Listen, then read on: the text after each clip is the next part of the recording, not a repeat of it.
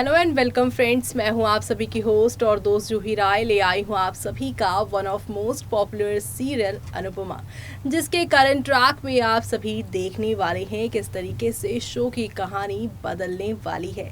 जी हां, दरअसल आप सभी ने देखा इस शो के अंदर जश्न का माहौल चल रहा है और जश्न के माहौल में ड्रामा ना हो, शाह हाउस में ऐसा कैसे हो सकता है।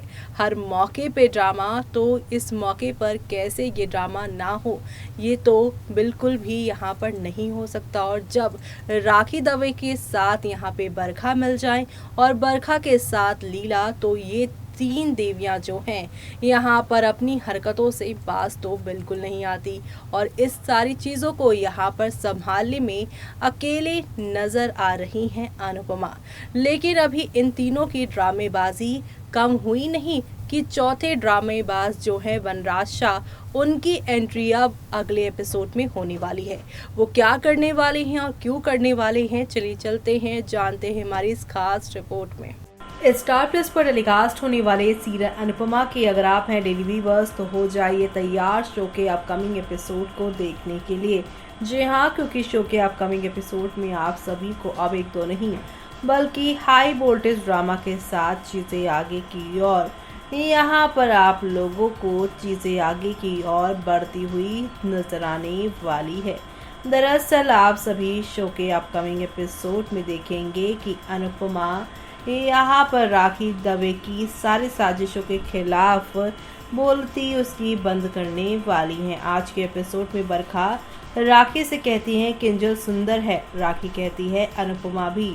वो अनुपमा के कपाड़िया एम्पायर की मालकिन होने की बात करती है। राखी कहती है कि ये अजीब है कि बरखा के बजाय अनुपमा के पास सब कुछ है। बरखा कहती है कि इससे कोई फर्क नहीं पड़ता। बरखा राखी को यहाँ पर ये सारी बातें कह ही रही होंगी, तभी यहाँ पर राखी बरखा को शाह परिवार के बारे में बताती हैं। वो बरखा को शाह के इतिहास के बारे में बताती हैं। बरखा राखी को यहाँ पर बच के रहने की कोशिश करने को कहा है। राखी बरखा को मालकिन और यहाँ पर वनराज की बात भी बताती है। वो कहती है कि अनुपमा अब कपाड़िया है, इसलिए वो उनके अतीत के बारे में सब कुछ बताना चाहती थी। राखी कहती है कि अनुज अनुपमा के प्यार में पागल है। बरखा ये देखकर शॉक्ड है, तो वहीं यहाँ पर अनुज और अनुपमा आई लॉक शेयर करते हैं। बरखा कहती है कि हर परिवार में एक प्रॉब्लम होती है। राखी कहती है कि अनुपमा यहाँ पर स्मार्ट है क्योंकि वो अनुज, वनराज और साथ ही कपाड़ियाज और चास को चाहती है। अनुपमा आती है और पूछती है कि क्या गलत है अगर वो अपने रिश्तों को बैलेंस करने की कोशिश करती है।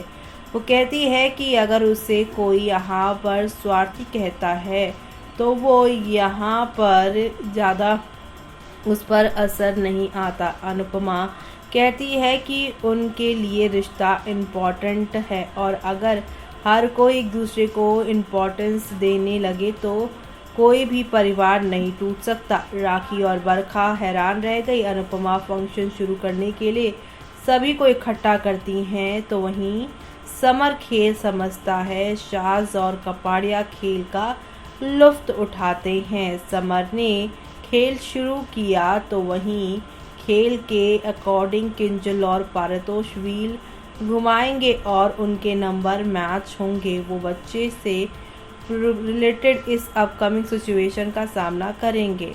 जी हाँ, खेल शुरू होता है। बच्चा किस पर ज़्यादा सुसु करेगा।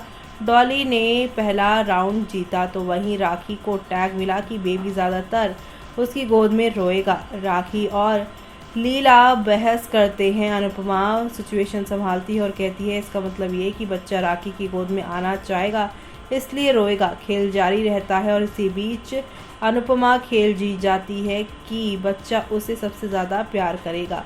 किंजल कहती है कि राखी एक अच्छी माँ है, लेकिन एक बिजनेस वूमन होने के नाते उन्होंने कभी भी यहाँ पर उसे प्यार नहीं दिया जिसकी उससे हमेशा से इच्छा थी। उसने कहा कि अनुपमा ने उस डिफरेंस को भर दिया है। किंजल उसे सबसे ज़्यादा अच्छा कहती है और अनुपमा को अपने आने वाले बेबी की गॉड यहाँ पर फादर कहती है। जी हाँ, यहाँ पर उसे गॉड मदर बनने के लिए कहती है। वो आगे कहती है कि वो चाहती है कि उसके बच्चे में उसके जैसे संस्कार हों। अनुपमा किंजल को यहाँ पर समझाती है कि राखी उसका फ्यूचर यहाँ पे ब्राइट करने के लिए इतना उससे दूर रही। वो किंजल को अच्छे संस्कार देने के लिए राखी की तारीफ करती हैं। राखी और बाकी लोग इमोशनल हो जाते हैं। राखी सोचती है कि अनुपमा फिल्मी बातों ने उसे इमोशनल कर दिया। वो कहती है कि अनुपमा उसे बेवकूफ़ नहीं बना सकती। बरखा ने काव्या की अनुपमा के सम्मान देने पर राखी को ताना मारा। राखी ने बरखा से सारा को भी देखने को कहा। वो भी अनुपमा के करीब आ रही है। वो बरखा से हाथ मिलाने को कहती है। बरखा राखी के सपोर्ट में आ जाती है और इसी के साथ अनुपमा बरखा और राखी को एक साथ स्पॉट करती है। तो वहीं अब अनुपमा डांस करते हैं और यहाँ पर इसी के साथ शो का एपिसोड डी एंड होता है। जी हाँ, अनुज और अनुपमा एक साथ डांस करेंगे और ये डांस कल के एपिसोड यानी कि मंडे के एपिसोड में भी जारी रहेगा। ऐसे में अनुज और अनुपमा दीदी तेरा देवर दीवाना गाने पर डांस करेंगे। इसी बीच अधिक पाखी को अपने साथ सबकी नज़रों से छुपते छुपाते ले जाएगा उसका हाथ पकड़कर। तब यहाँ पर कहानी में इंटरेस्टिंग ट्विस्ट आएगा क्योंकि वनराज उसका कॉलर पकड़कर उसे घर के आंगन के बीचों बीच लेकर आएगा। उसे जोरदार थप्पड़ मारेगा जहाँ पर अनुज और बाकी लोग यहाँ पर हैरान होंगे और अनुज वनराज से इस तरह की हरकत करने के लिए उसके पीछे का रीज़न जानने की कोशिश करेगा। ऐसे में अब आगे क्या होने वाला है ये देखना आप लोग शो के अपकमिंग एपिसोड में बिल्कुल भी देखना मिस मत करिएगा क्योंकि शो के अपकमिंग एपिसोड में आप सभी को अब एक दो नहीं बल्कि काफ़ी इंटरेस्टिंग ट्विस्ट देखने को मिलेगा और ये सारे इंटरेस्टिंग ट्विस्ट आप सभी को शो की नई कहानी की तरफ लेकर जाने वाला है और ये सब देखना यहाँ पर खास ही नहीं बल्कि सुपर डुपर एक्साइटेड होगा। तो देखा आपने कि यहाँ पर अधिक को जोरदार चाटा पड़ रहा है। जिस तरीके से अधिक की एंट्री हुई है, जिस तरीके से अधिक की सोच है पाखी को लेकर, ये तो तय ही था एक ना एक दिन शाह परिवार का कोई ना कोई मेंबर तो उन पर हाथ उठाएगा ही। पहली ही मुलाकात में जहाँ पर पारितोष ने उन पर अपना हाथ उठाया था, तो वहीं अब यहाँ पर वनराज उनसे दूसरी बार मिले हैं और उन पे हाथ यहाँ पर उठा दिया है क्योंकि अधिक ने उनकी लाडली यानी कि पाखी के ऊपर अपना हाथ यहाँ पर बढ़ाया है। तो ऐसे में अब अधिक को मार पड़ रही है। लेकिन क्या वनराज को यहाँ पे कोई गलतफहमी हुई है या फिर यहाँ पे वनराज की आंखों ने कुछ यहाँ पर गलत और काफ़ी ख़राब चीज़ देख ली है, वो तो आने वाला वक्त बताएगा। लेकिन फिलहाल ये शो का जो ट्रैक है मंडे का वो काफ़ी इंटरेस्टिंग है और दर्शकों की एक्साइटमेंट को ये बढ़ा रहा है। तो आगे चल के आने वाले इस एपिसोड को देखना आप लोग मिस मत करिएगा। इसी के साथ मुझे यानी कि जूही को दीजिए इजाज़त। Bye bye, take care.